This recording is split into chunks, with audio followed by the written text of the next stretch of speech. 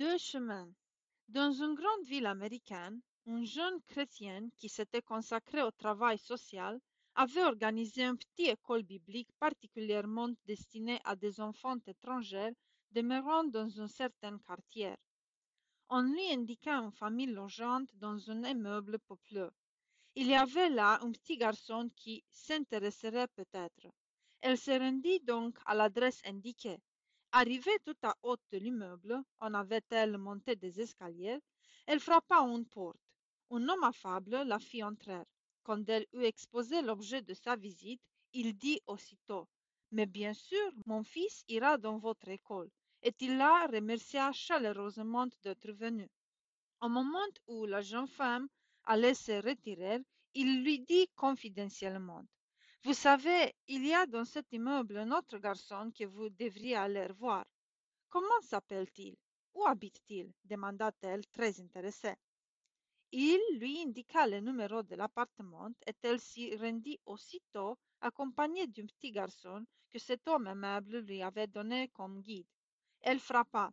Aussitôt, la porte s'ouvrit brusquement et un homme aux sourcils froncés demanda d'un ton rogue: Que voulez-vous?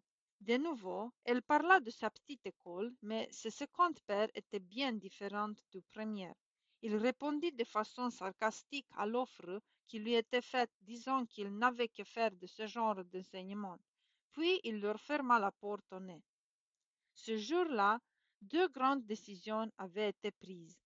L'enfant qui avait été inscrit par son père à la classe biblique devint un grand prédicateur de l'Évangile. Il accomplit une œuvre admirable. L'autre enfant suivit un chemin bien différent. Il fit son éducation au hasard des rues et des ruisseaux. Cette occasion que son père avait dédaignée, il ne la retrouva jamais. Et voilà ce qui arriva. Un jour, une foule joyeuse se pressait dans les rues de Buffalo. Tout le monde voulait voir le grand homme, McKinley, alors président des États-Unis. Un jeune homme, joint de coude, se faufila jusqu'à lui comme pour lui serrer la main. Mais alors que tant d'autres venaient exprimer au chef de l'État leur respect et leur confiance, ce jeune homme dissimulait sous son manteau un fusil armé. Et ce jour-là, il tua le président des États-Unis. C'était le garçon dont le père avait fermé la porte au nez de la jeune chrétienne qui venait plaider en faveur de son école.